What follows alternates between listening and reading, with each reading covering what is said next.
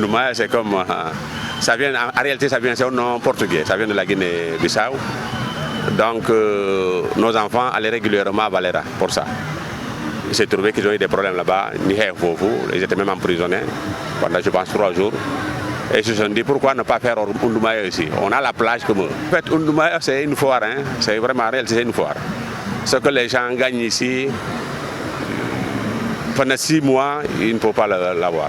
Moi, j'ai vu des gens quand même qui sont partis trouver des créanciers et ils se sont retrouvés avec des 100% de bénéfices. De 100% de bénéfices. La mairie, depuis que nous sommes arrivés, nous sommes conscients de l'importance de Ndoumaya. Aujourd'hui, c'est une demande sociale, hein, on ne peut pas l'arrêter. Et l'année passée, la mairie avait débloqué 2 millions. Cette année aussi, on a engagé encore 2 millions pour soutenir les jeunes. Alhamdulillah, je pense que c'était quand même une erreur mais c'était une erreur parce que le gouvernement a toujours encadré Ndoumaya pendant des années. Donc nous n'avons pas compris pourquoi prendre une décision à la veille même de l'événement. De ne pas donner raison à ceux qui ont voulu diaboliser Ndoumaya. L'autre défi aujourd'hui, c'est de ne pas donner raison aux autres. Que l'histoire ne donne pas raison. Parce que quand même, qu'est-ce qui anime aux autres de dire du mal de Ndoumaya? Bon, ça nous permet effectivement d'être encore plus vigilants, d'être encore plus prévoyants et de faire de sorte qu'il n'ait pas raison. Dans tout mal, il y a un coin positif.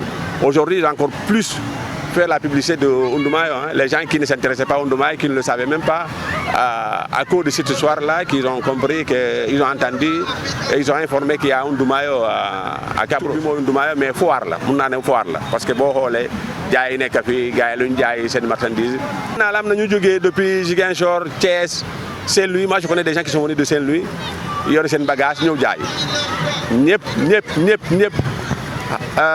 jigéen ñi préparé nawet bi dañuy defar ay yoxos boo xoolee ñëw jaay yoxos à un prix tu sais que mënoo ko imaginer.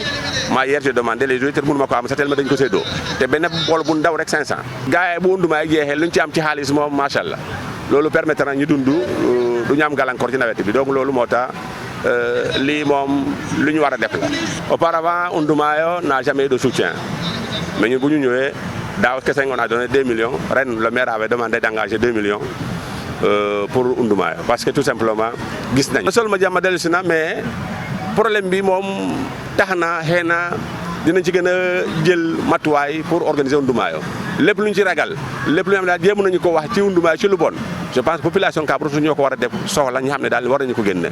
Maître nageur, c'est la fédération nationale est là, je remercie au passage aussi la fédération nationale de natation est là. Am nañu plus de 30 nageurs, maîtres nageurs, sans compter le Sapko Indi, sans compter la Casamance Santé. Donc vraiment ci wàllu géej bi moom vraiment dañuy matuwaay mot sëkk les gens se baignent à 18 déjà dañuy arrêté et la mer est vraiment bien surveillée. Sous-préfet quand même am na benn CLD bu mu defoon. On est venu sur le terrain, ñëw nañu terrain bi ñu visité ku nekk seet lu manqué lu ñu war a def muy sapeur pompier muy la gendarmerie muy la Casamance Santé muy la SAPCO ñoo ñëpp nekkoon nañu fi moo tax la arrêt bi mu surprendre tout le monde parce que encore une fois gouvernement bi état bi jël na mesure qu'est-ce qui s'est passé entre temps loolu la ñu xamul.